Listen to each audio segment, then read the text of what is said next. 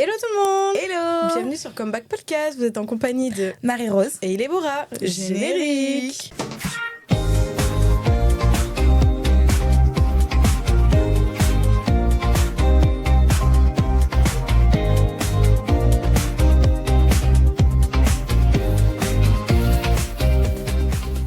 Hello tout le monde, on va parler aujourd'hui des festivals. Parce que c'est l'été, c'est la saison des festivals et il y en a un florilège en ce moment. Vraiment énormément de festivals, des festivals spécifiquement de K-pop, mais aussi des festivals de tout. Enfin, il y a Rock en scène dans pas longtemps. Il y a les Solidays qui ont été annulés, maintenant je sais pas s'ils ont été reportés. Enfin bref, il y a beaucoup de festivals, c'est l'été, c'est tu bois une bière à 10 balles, et tu es heureux. Tu danses sous les tropiques. Enfin, je suis pas prêt pour ton porte-monnaie, mais tu danses sous les tropiques. J'aime pas la bière en plus. Allez, voilà, tu danses, tu t'amuses, tu bois, je sais pas, du vin pétillant, du champagne, de l'eau, un truc, voilà. Surtout cette canicule. Bon, actuellement, il y a c'est que la canicule, mais j'espère que vous êtes bien hydratés. Voilà. Ouais, hydratez-vous bien. Hydratez-vous bien. Toujours, même si c'est plus la canicule, continuez à boire de l'eau. C'est important. Le message de prévention. Je te jure, mais buvez. Non, dis comme ça, buvez de l'eau. De l'eau. Voilà, buvez de l'eau. Parce que l'abus d'alcool est dangereux pour la santé. C'est vrai, il y a un petit truc qui va passer. Voilà. Donc, on va parler un peu des différents types de festivals qui existent. J'ai toujours envie de dire festivals. Je suis désolée, je sais pas pourquoi mon cerveau en ce moment il est banco. Un cerveau banca. Waouh. Ça commence. Il n'y a pas la canicule pourtant. Il n'y a pas la canicule, mais en fait il fait super chaud dans ce studio. On évite les trucs, mais je vais essayer de parler correctement. Donc, les festivals. Ouais. En lien avec la K-pop. Oui. Parce que du coup, en fait, quand on pense à festival, il y a plusieurs types de festivals déjà. Oui. Il y a les festivals qui sont un peu les classiques, où on invite des idoles, et il y a des festivals 100% artistes K-pop. Ouais. Et rien que ça, on voit déjà une différence. Oui. Parce que, enfin, je sais pas, mais même en termes d'organisation, j'ai l'impression que, enfin, les festivals classiques, tu me dis ce que tu en penses, mais en général, c'est plus pour les gros artistes, ceux qui vont faire venir du monde. Alors, pour les festivals classiques, je vais vraiment me dire festival, j'en suis désolée. Les festivals classiques, donc tout ce qui est par exemple Rock en scène, Government Ball aux États-Unis, la Lollapalooza, il y en a un autre mais que j'ai pas sous la langue. Coachella. C'est là. Voilà. Pour moi, c'est pas des genre en fait ça dépend parce que les gros festivals vont forcément inviter des gros artistes ou des artistes quand même qui ont quand même une fandom assez proactive. Là, je vous parle des artistes de manière générale, pas que de la K-pop. Et après, tu peux avoir des festivals très spécifiques sur, un peu plus petits, auxquels on aura des plus petites têtes. Ouais, après, c'est toujours différent parce que les gros festivals, la plupart du temps, c'est, on va dire, pluriculturel. Oh, on utilise des mots aujourd'hui. Ouais. J'allais dire pluridisciplinaire. Donc c'est pluriculturel. Ouais. Donc il y a des gens de... Enfin, pluriculturel. Plutôt dans le sens style musical, pas ethnique. Pas les gens... Oui, pas ça. Oui, voilà. Je vois ce que... Donc on peut avoir des fois des gens qui font un peu de la country, de la pop, du hip-hop, un peu de rap. Voilà. Donc on peut avoir un truc vraiment bien mélangé. Et puis, c'est comme pour la K-pop, il y a des festivals spécifiques de K-pop. Après, il va y avoir des festivals spécifiques pour la country. Oui, je sais pas pourquoi en ce moment je suis très country. On parle de country. Et du coup, dans ces festivals où c'est pluriculturel, on n'avait pas de la K-pop. On avait les grands styles mainstream, mais et c'est ce qu'on disait quand on parlait tout au long de nos épisodes, c'est que la K-pop est devenue mainstream et que du coup, ma boucle d'oreille se barre. C'est le fait que la K-pop soit devenue mainstream qu'elle a été rajoutée et du coup, c'est aussi pour ça que je pense qu'on voit aussi des grosses têtes plutôt que des artistes un peu plus niche. Voilà. Même même pas niche, je dirais moins mainstream, vraiment c'est des grosses têtes. Genre ça va être BTS, ça va être je jauge Enfin, je prends des pincettes. Ouais. Parce que pour moi, c'est un gros groupe, mais c'est pas un super groupe. Genre en mode superstar. Ah. Pour le calmez-vous, prochain. Parce que j'adore ce groupe. C'est l'un de mes groupes préférés. 80s. Ah, 80s à l'international. 80s à l'international, ils sont très gros. Mais c'est pas genre BTS, tu vois. Ou c'est pas Blackpink. Ou Blackpink, tu vas avoir... tu vois, eux, c'est des superstars. Tu vois. Et en fait, on va surtout voir... on a vu, enfin quand les artistes de K-pop ont commencé à arriver en tête d'affiche, et ça aussi qui est drôle et on va en parler, c'est qu'ils sont très rapidement arrivés en tête d'affiche, alors que c'est un gros truc. Mais avant qu'on glisse dessus, c'est que c'est surtout des gros artistes qui sont vraiment très très validés, qui sont venus. Et ensuite, on voit que ça commence à ouvrir la porte pour des groupes un peu moins superstars qui sont très connus. Parce que pour moi, 80s est très connu. Oui, bah, bien sûr, Stray Kids est très connu. Et ça arrive au fur et à mesure. Mais, enfin, voilà. On ne rentre pas comme on veut et comme on peut parce que c'est très select. Et c'est très... pour les grands festivals américains, c'est très américano-centré. Et puis même pour l'Europe, en fait, tu remarques... là, je pense au Rock en scène. Il n'y a pas tant d'artistes européens, je crois. Non, beaucoup d'Américains. Après, c'est... Ça dépend de la programmation, quoi. Oui, mais quand tu regardes la programmation sur tout le week-end, je prends juste l'exemple du Rock en scène, je crois que c'est pas grand-chose. Hein. C'est pas très diversifié. Enfin, je pense pas que c'est principalement des stars européennes. Je pense même pas que c'est 50-50, tu vois. Après, je crois que cette année, il y a Lorde. Bon, là, comme elle est britannique, ça remonte. Mais je crois que les années précédentes, c'est plutôt français, les... Non, c'est plutôt américain carrément. Ouais. Je sais pas, je regarde pas assez les festivals, pour être honnête. Mais je crois que le rock en scène, enfin, voilà, quoi. Ok. Donc, du coup, voilà. Après, ça m'aide. Pour l'instant, je verrais assez mal un groupe de K-pop à rock en scène. Oui. Ça me perturbe un peu d'imaginer les deux mélanger. Oui, parce que ça marche pas trop. Comment ça s'appelle ? C'est rock en scène, dans ma tête, c'est rock. Donc c'est que du rock. Ouais, bah Lorde, je suis désolée, pour moi, c'est pas du rock. Il y a Tyler, the Creator. C'est pas du rock. Non. Mais en fait, je trouve que rock en scène fait très parisien. Enfin, très français. Alors que je trouve que Arel, à Lollapalooza, en fait, comme c'est exporté déjà, on a déjà ce truc intégré. J'avoue, le rock en scène, c'est un peu entre les deux. Tu vois, c'est internationalisé, mais non plus... pas trop. Après, ils ont quand même des bons gros artistes. Bah oui, c'est un bon gros... Ouais, ils ont des bons trucs. Mais voilà. Bref, en tout cas, pour les festivals classiques, on va dire que c'est à peu près le top 10 des gros artistes de K-pop qui sont invités souvent. Mais au-delà de cela, un peu compliqué. Oui, et comment aussi ils arrivent à devenir... Parce que c'est ce qu'on disait, il y a eu un travail avant de devenir des têtes d'affiche, parce que c'est super méga sélectif.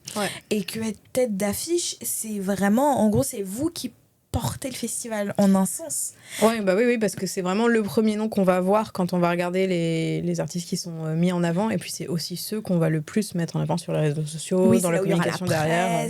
Tout ça. Donc il faut vraiment que... La plus grosse scène, le plus de temps. Il faut que l'artiste soit bien, qu'elle sache qu'il ou qu'elle sache performer. Oh là là, il y a des je t'ai senti, il y a un mot qui a voulu sortir. Je pense à personne en particulier. Du coup, je pense à personne en particulier, j'ai dit, on vous aime. Je suis sûre qu'il y a quelqu'un qui... je pense à quelqu'un, mais bon, je ne dirais pas à qui... du coup, je préfère me faire tomber par le gouvernement français que par cette fandom. Donc, du coup, alors, ça veut dire ce que ça veut dire. Voilà, du coup... j'ai une idée de qui c'est. Voilà. Je sais que t'avais compris très rapidement. Beaucoup plus rapidement que ça. Du coup, être une tête d'affiche, c'est vraiment super méga important. Et que c'est très récemment que les stars de K-pop sont mis en avant sur une tête d'affiche pour des événements. Alors, ça a commencé principalement, je pense, par Coachella. Parce que Coachella a quand même pas mal de diversité. Ouais, mais je pense que c'est un peu après. Je pense que ça arrive en même temps. Et ensuite, il y a eu en même temps, il y a eu la Lollapalooza. Waouh. T'as une histoire, une anecdote à nous dire? Non, tranquille. je sens que y a un background, vous voyez. Non, mais moi, dans ma tête, j'ai le Hobby Palooza, mais ça dépend de... Ça dépend. Donc oui, il y a les festivals classiques et puis il y a les festivals K-pop où c'est que des artistes K-pop et il y en a un peu moins, ceux-là. Mais on pense surtout à la K-Con qui était à LA, là, juste à la mi-août. On va t'expliquer un peu c'est quoi la K-Con. Enfin, c'est un festival, du coup, vous avez compris. Voilà. De K-pop avec seulement une line-up de K-pop. Ouais, et en sur fait, plusieurs jours. Voilà. En fait, c'est comme un festival classique. C'est un festival classique, sauf que c'est spécialisé dans la K-pop. Et c'est organisé par Music Bank, non? Bah, c'est souvent ceux-là. Alors, je voudrais pas dire de bêtises, mais effectivement, c'est souvent les institutions qui s'occupent un peu de la musique, ceux qui font les shows, ce genre-là, qui organisent derrière. Et tout ça. Ouais, c'est bon ça. Qui font et qui ont fait un festival et qui ensuite s'est exporté. Et c'est là où tu vois que qu'il y a vraiment deux types de fonctionnement dans les artistes, enfin les idoles de K-pop dans les festivals, parce que dans ceux où c'est que des idoles tous ensemble dans un seul et même festival, donc un festival de K-pop. C'est souvent produit directement par une chaîne de télé ou par un gros groupe d'entertainment directement en Corée, et ensuite c'est exporté, ou alors c'est des collaborations. Des collaborations entre labels pour faire des choses. Je pense au Waterbomb, par exemple, qui est un festival, et je crois qu'ils font les tours des universités, un truc comme ça. C'est un truc. Et en général, c'est une journée. Voilà, typiquement coréen. C'est un festival purement de K-pop, et il y a une line-up, et la line-up, elle se déplace. Enfin, la line-up, elle change souvent un peu. Et en fait, les artistes se produisent sur différents campus d'université, et je crois que c'est supposé être gratuit. Je crois, ouais. Et il me semble que c'est dans les Sky, les 3 grosses universités de Corée. Voilà. Donc vous voyez, il y a vraiment plusieurs types de festivals et de manières de faire des festivals, mais vous avez les festivals spécifiquement de K-pop, donc qui sont faits soit par collaboration d'agences, soit par des chaînes d'entertainment qui vont ensuite, s'ils ont la possibilité, d'exporter leur festival pour avoir une visibilité plus à l'international. Ça se fait de plus en plus. Voilà. Et sinon, il y a les grands festivals américains ou internationaux qui vont intégrer des artistes de K-pop, parce que la K-pop, c'est ce qu'on disait, elle devient très mainstream. Et du coup, pour eux, c'est intéressant de mettre ces artistes en avant. Et aussi, pour les premiers qui passent, c'est un peu le test de voir est-ce qu'on va fonctionner, est-ce qu'on va pas fonctionner. Donc c'est pour ça que des fois, ils sont pas souvent en tête d'affiche en premier, parce qu'il faut un peu faire jauger. Et quand vous voyez des nouvelles têtes dans un festival et qui sont tout de suite en tête d'affiche, là par exemple, je pense le Government Ball, où c'était en tête d'affiche, il y avait Jennie et je sais pas si c'était sur 2 jours, et le deuxième jour c'était Stray Kids, la tête d'affiche pour le groupe.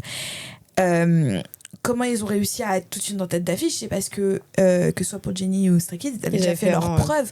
Jennie, ça faisait 2 Coachella qu'elle était là, elle avait déjà fait des événements, des festivals avec Blackpink. Stray Kids avait déjà fait pas mal de festivals, et pour le coup, le gala des pièces jaunes, même si c'est encore une catégorie. C'est ce que j'allais dire. Est-ce qu'on compte les espèces de concerts gala où en fait on a un seul show sur une seule soirée avec plein d'artistes K-pop?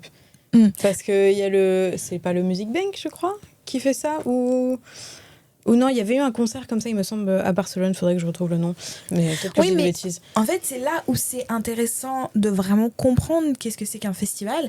C'est que un festival, c'est pas un concert. Pour moi, c'est sur plusieurs jours. Et c'est des petites performances. Et c'est surtout très souvent à l'extérieur.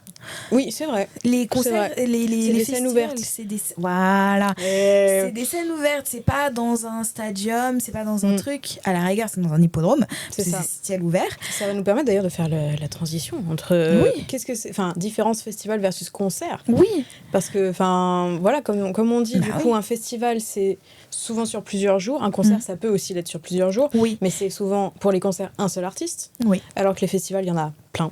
Plein.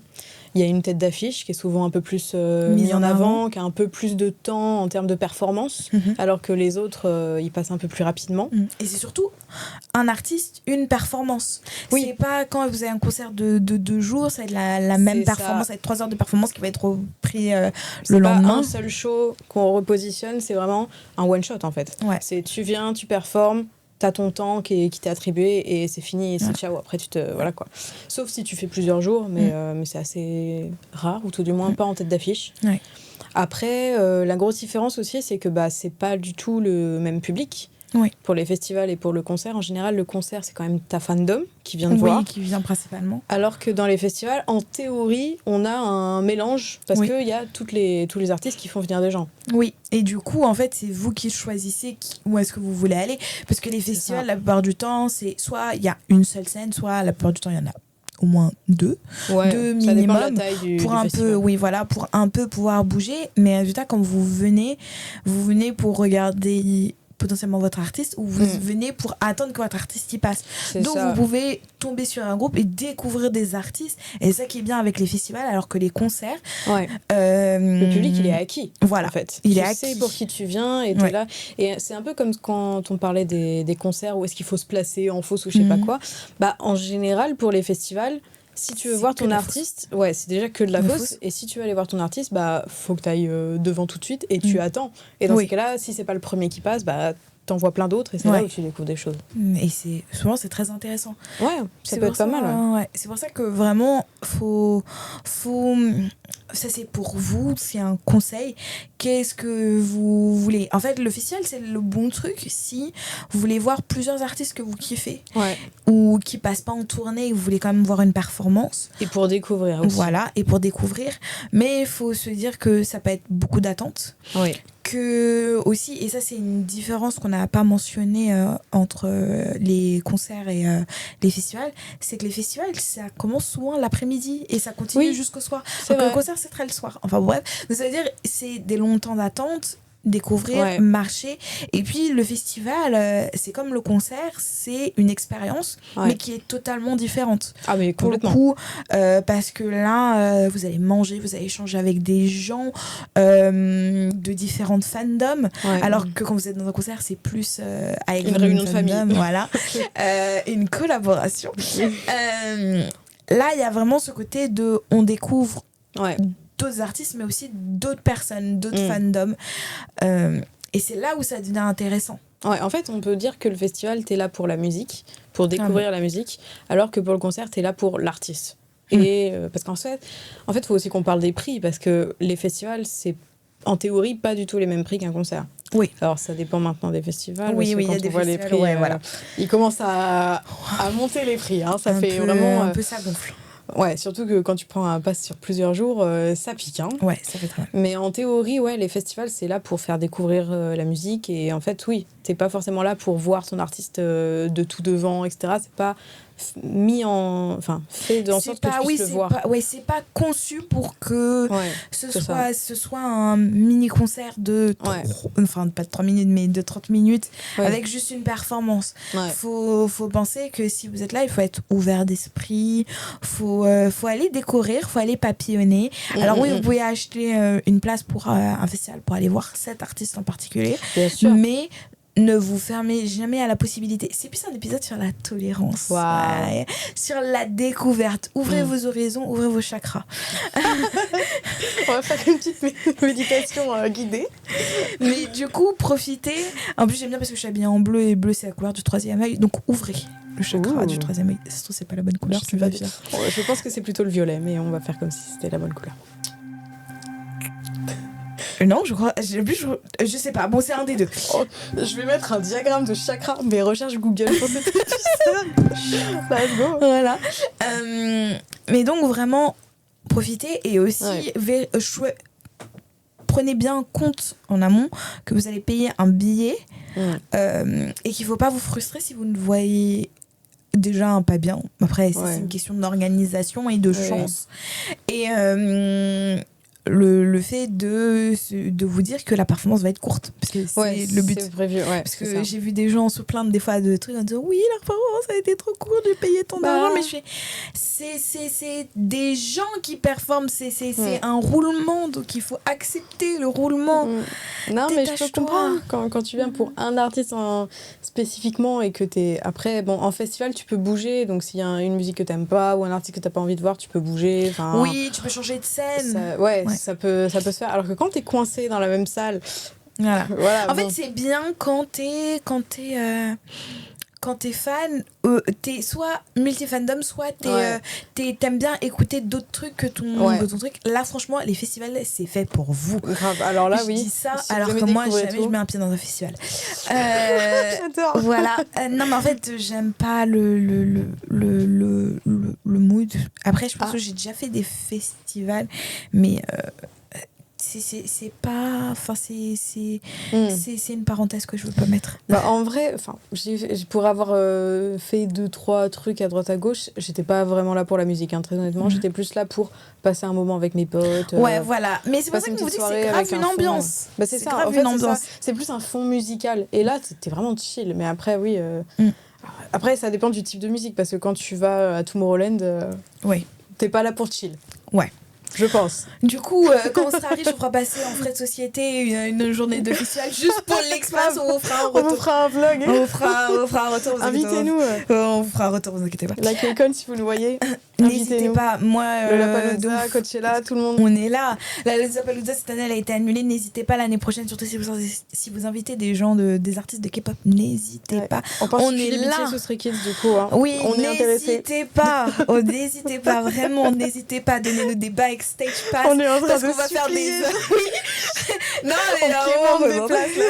Les influenceurs qui volent les places des gens, c'est nous. L'enfer. Qu'est-ce qu'on va devenir? Mais le rêve. Mais bref, donc oui, effectivement, concert et festival, c'est pas du tout la même chose. Oui, et festival et gala non plus, c'est pas la même chose. Il faut éviter. En fait, les galas, parce qu'on prenait l'exemple des galas des pièces jaunes, où on avait donc une succession d'artistes, donc un roulement pour un événement. Festival en une scène en soi. Moi, je suis pas trop d'accord, parce que pour le coup, c'est vraiment le festival, c'est ce que tu disais, c'est il y a aussi un peu ce moment où c'est convivial, même si tu vas voir ton artiste, et c'est surtout à ciel ouvert. Pour moi, festival, c'est ciel ouvert. C'est pas dans une salle, c'est pas t'es étriqué dans une place et t'attends. Pour moi, c'est juste un gala de charité. Non, mais ça, c'est sûr que pour les galas, c'est des one-shot, donc oui, c'est pas vraiment... Ou les cérémonies d'ouverture, tu vois, les trucs comme ça. En fait, c'est un peu entre deux, entre le concert et le festival. Parce que t'as plusieurs artistes qui y passent, effectivement, et c'est court et rapide, entre guillemets. Mais après, oui, t'es dans une salle, t'as différentes places. Et là, il y a des gens qui viennent que pour 1 ou 2 personnes. Enfin, ça dépend en vrai des gens qui viennent. Oui, donc c'est pour ça. Donc, ne pas faire l'amalgame entre toutes ces choses. Mais surtout, bien étudier ce que vous voulez faire et ce que vous voulez vous permettre de faire. Si votre artiste, par exemple, il fait pas de tournée et qu'il est en festival... oui, là, dans ces cas-là, si t'as envie de le voir, tu vas en festival. Voilà. Et après, s'il fait une concert et un festival et que vous voulez faire les deux, mais vous savez pas lequel choisir entre les deux, pensez à l'expérience que vous voulez avoir. Parce que si vous êtes vraiment fan de cet artiste-là, dans ces cas-là, concert. Si vous êtes plutôt, je peux le voir, mais après, je suis pas... Voilà quoi. Il y a d'autres trucs qui m'intéressent aussi, là, dans ces cas-là, festival plutôt. Voilà. Et si vous avez l'argent, faites les deux. Profitez. Grave, mettez-vous bien. Macron, vivez votre vie. Sauf s'il est dans la salle avec vous. Les PTSD. Oui, et on voit de plus en plus de festivals K-pop avec des artistes de K-pop. Et ça montre qu'il y a une évolution. Mais pourquoi ? Pourquoi en fait, moi, après, je pense que... Selon nous, évidemment. Selon nous, mais je pense déjà que les festivals de K-pop, avec purement des artistes de K-pop, existaient bien avant. Enfin, bien avant que les artistes de K-pop rentrent dans les festivals classiques. Je pense que c'est l'exportation qui est arrivée un peu... Même pas tant de temps après, je pense que c'est quand même assez proche avec l'arrivée des artistes dans les festivals classiques.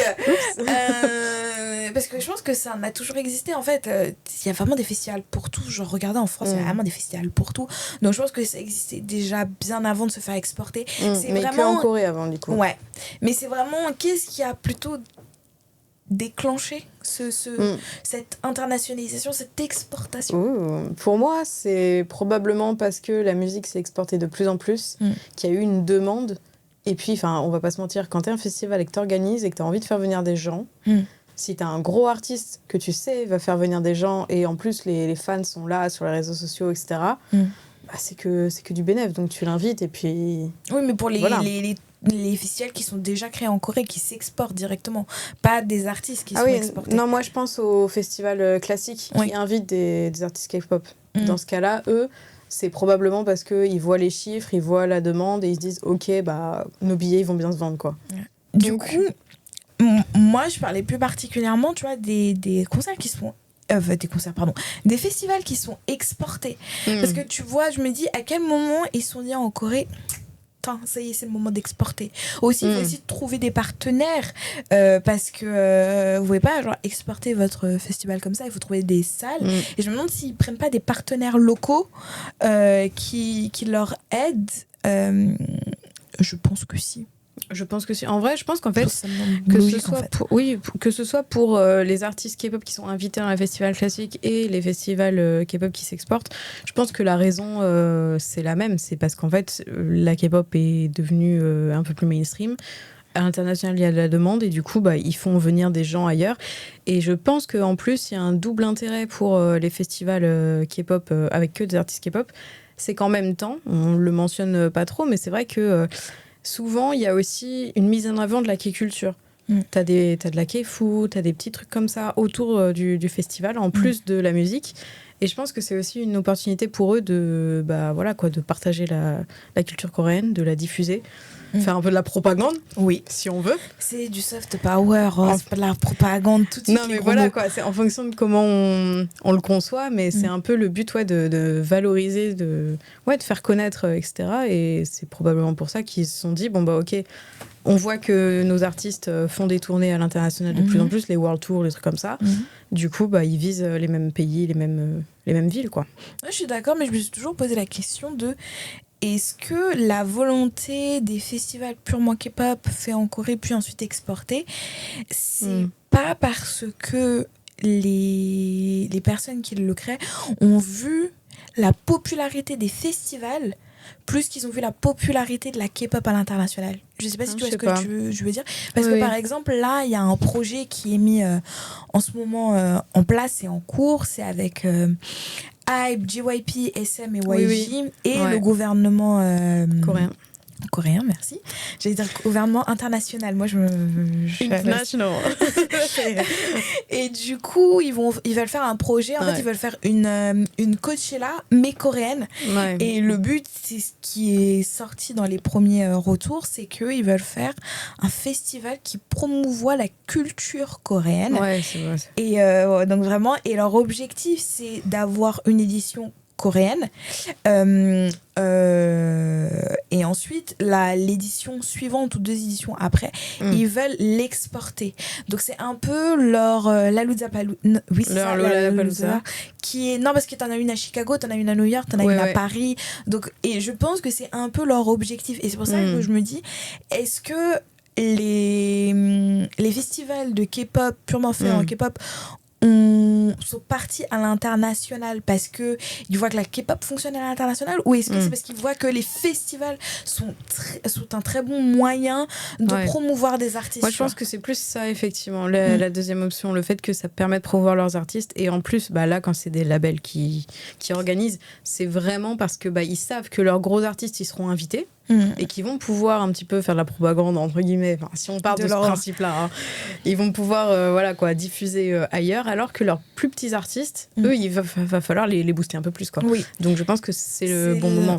Tu mets une bonne grosse tête d'affiche pour faire venir les gens, et puis s'ils restent là parce qu'ils ont mis de l'argent dans le billet, forcément ils vont écouter les autres, et il y en aura peut-être qui seront là en mode mais c'est pas mal, tu vois. Voilà. Tu vois, enfin, donc je pense que ça convertit le public. Et puis c'est ça aussi qu'on a oublié de mentionner, c'est que en festival, il faut convaincre le public. Alors que quand tu es en concert, tu le fidélises. Parce que les gens sont déjà acquis, entre guillemets, ils sont venus te voir.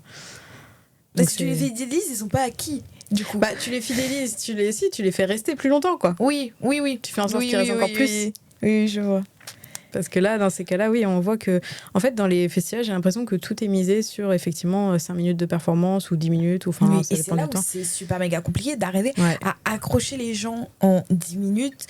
Je crois que les performances bah après, je pense que ça dépend des artistes, mais c'est entre 10 et 30 minutes. Oui, ça dépend de... 10 et 1 heure. Allez, soyons large.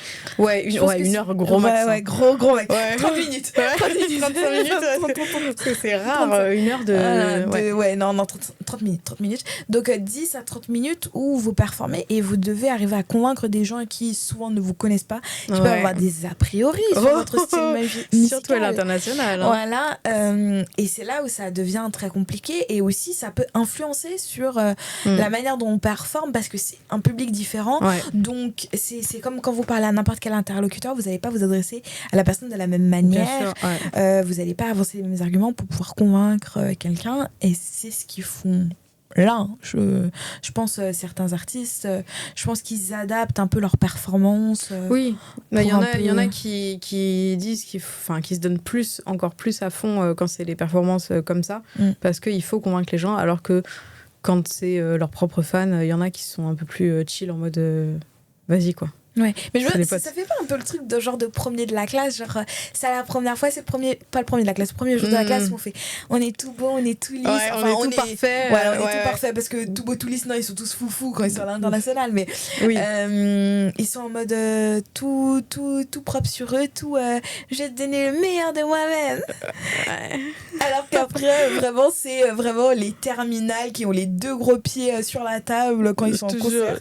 Après, ils se donnent toujours à fond, mais vous voyez, c'est le fait de la première rencontre, et quand vous êtes c'est assez drôle à voir, du coup, parce que surtout que quand tu vas voir ton artiste et que tu sais qu'il va en festival, tu vois les réactions des gens, et le gars il est un peu, enfin l'artiste est un peu en mode un peu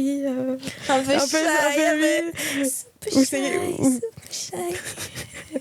Ou même quand tu vois comment il interagit avec les gens, et t'es là, non mais frérot, en fait on est tous venus, on est tous là, en fait. C'est même pas des gens qui ne te connaissent pas, c'est juste nous, on est là. Oui.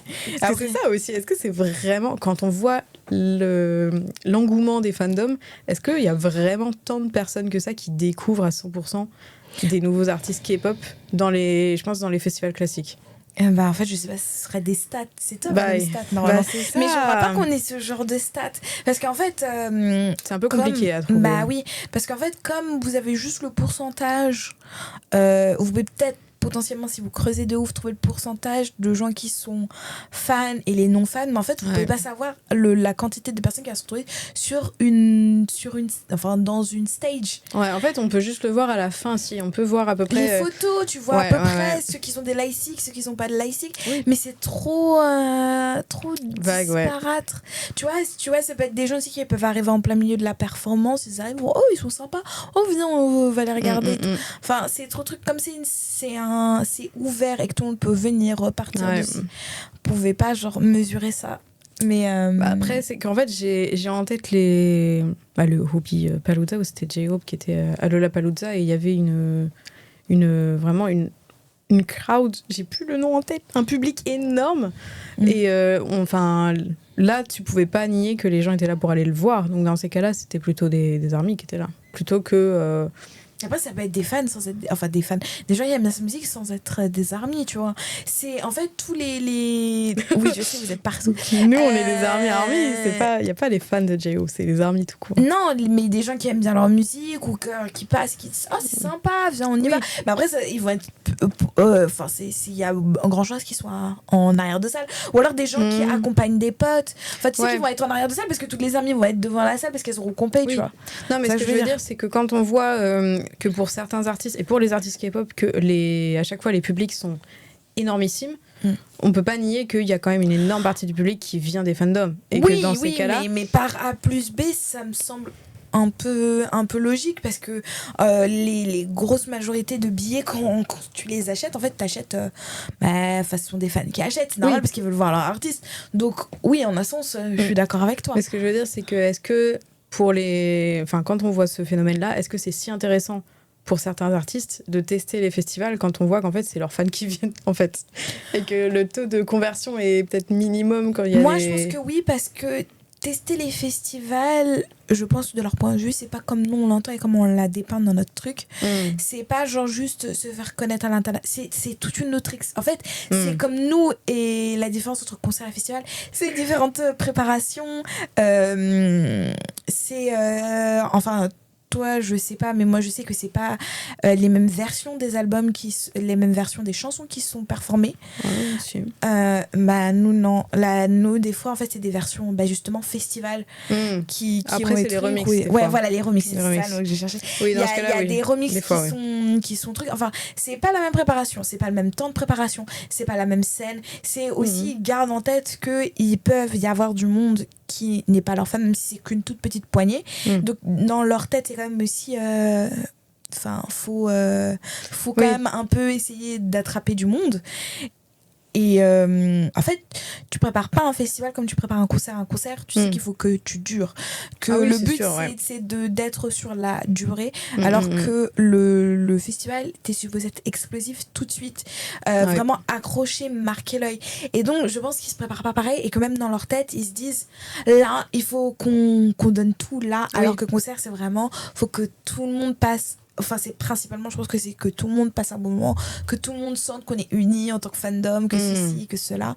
Alors que vraiment, concert, c'est on s'éclate. Ouais. C'est nous qui nous éclatons. Ouais, voilà. Festival, faut qu'on s'éclate. On s'éclate, tu vois.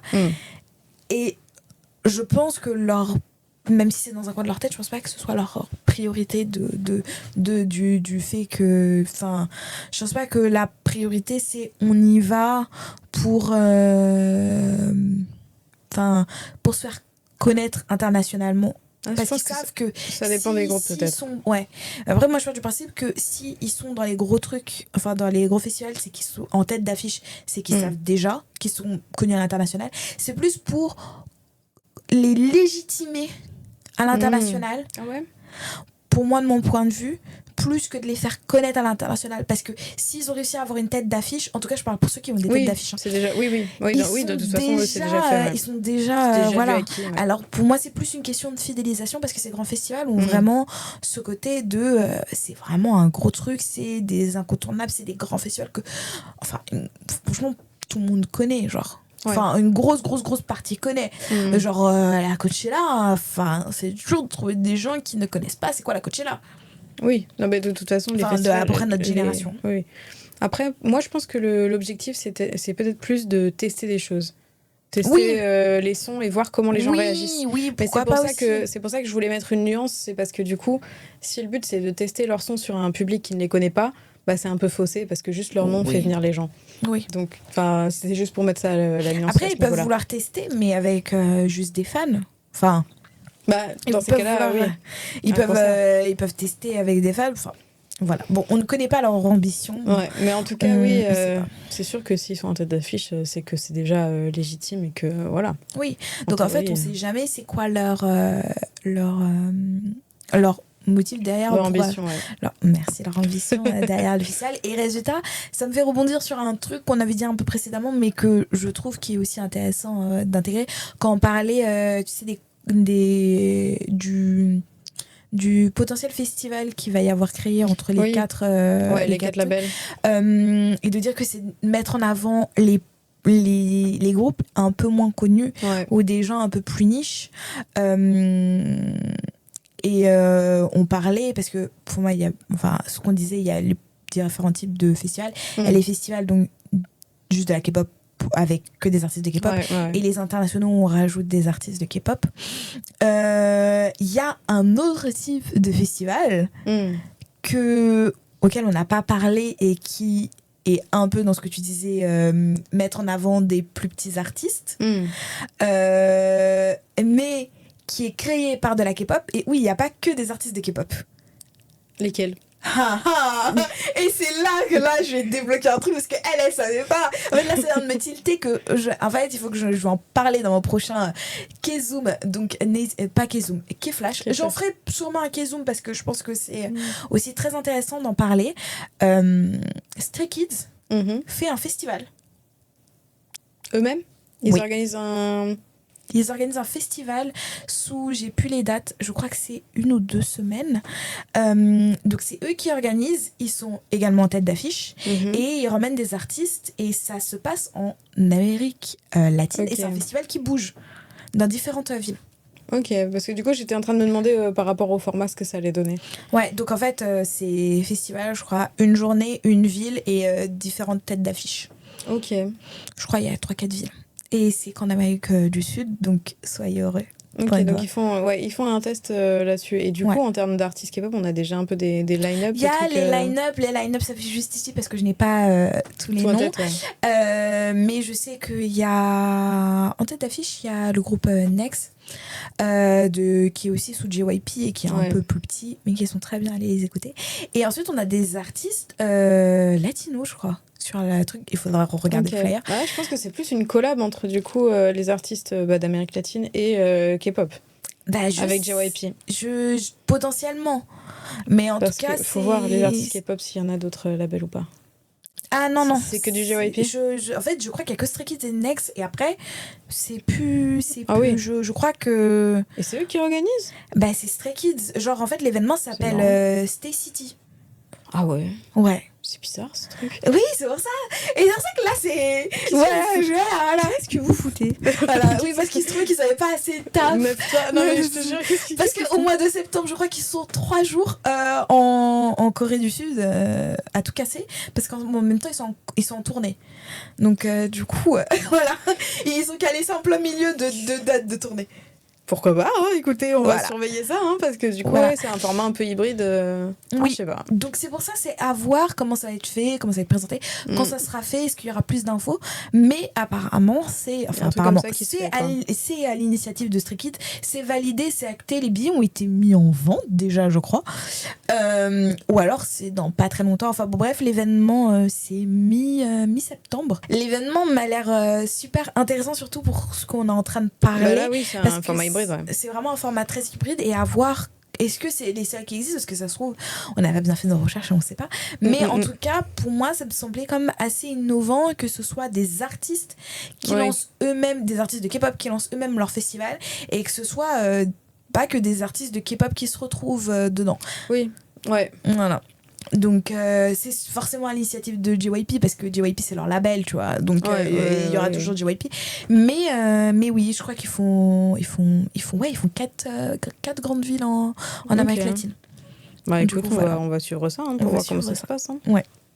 Donc voilà, donc vous voyez en fait c'est ça, c'est comme tout en fait. Vous avez toujours différentes façons de faire une chose et c'est là où c'est intéressant et c'est là où en fait on peut pas vraiment opposer en disant oui ils font ça parce que ça ils font ça parce que ça. Dans tous les cas on sait pas. On n'est pas des experts, on fait que spéculer, on n'est pas des experts, on fait pas de grandes études dessus, des grandes études scientifiques, on relève les gens.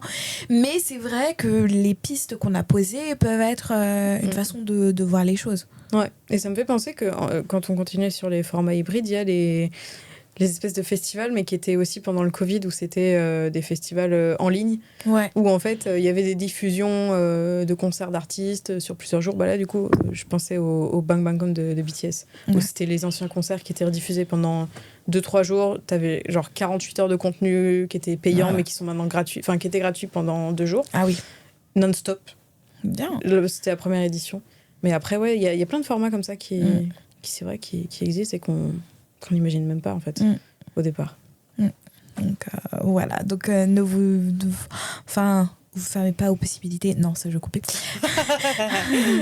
Mais voilà, du coup, je pense qu'on a fait un peu le tour des festivals. En soi, oui, de toute façon. Je pense qu'il n'y a pas de truc. Malheureusement, on n'a pas fait tant d'apostrophes, de parenthèses. On n'en a pas fait une Non, seule. on n'en a pas fait parce qu'en fait, comme on n'a pas vraiment d'expérience de festival, on ne peut pas vraiment vous en parler, en tout cas de festival de K-pop. Mais c'est pour ça que là, on compte sur vous pour nous laisser vos petites anecdotes en commentaire. N'hésitez pas, on les lit, on vous répond. Toujours. Et oui, comme ça, on peut nous aussi voir comment ça se passe. Pour une fois, c'est vous qui allez nous informer. Grave. Nous, on a juste un peu, dit ce qu'on voyait, on a spéculé. Maintenant, dites-nous vos vraies histoires. Exactement. Parce que c'est vrai que, en soi, t'as une Stay, une Army. Bon, on n'est peut-être pas le public le plus... en fait, moi, les miens, ils ont fait... Moi, les miens. Mes enfants, ils ont fait ci. Ça fait un peu ça.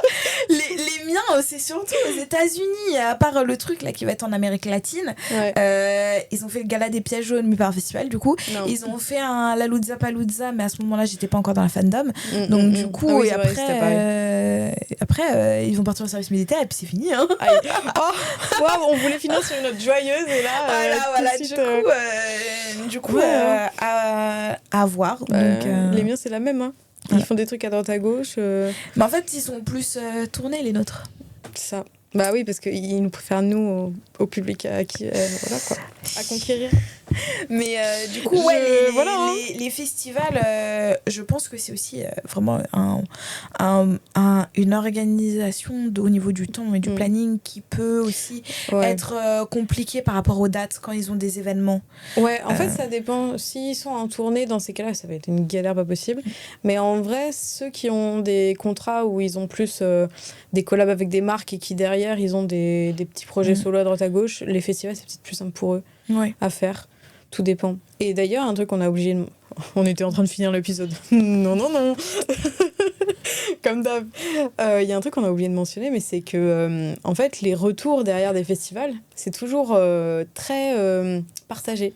À chaque fois, t'as une grande partie de personnes qui ont kiffé la performance, qui sont en mode c'est la meilleure performance ever, trop bien, machin. Et de l'autre côté, t'as tout le contraire. Oui. C'est pas possible, ça dansait pas. Mais en fait, c'est 50-50, c'est pas mitigé. Genre du style, wow, la performance c'était pas mal. Non, c'est vraiment, c'est trop bien, c'était la meilleure performance ever, ou bien c'est la merde, c'est nul. C'était nul. C'est ça qui est assez drôle aussi de voir.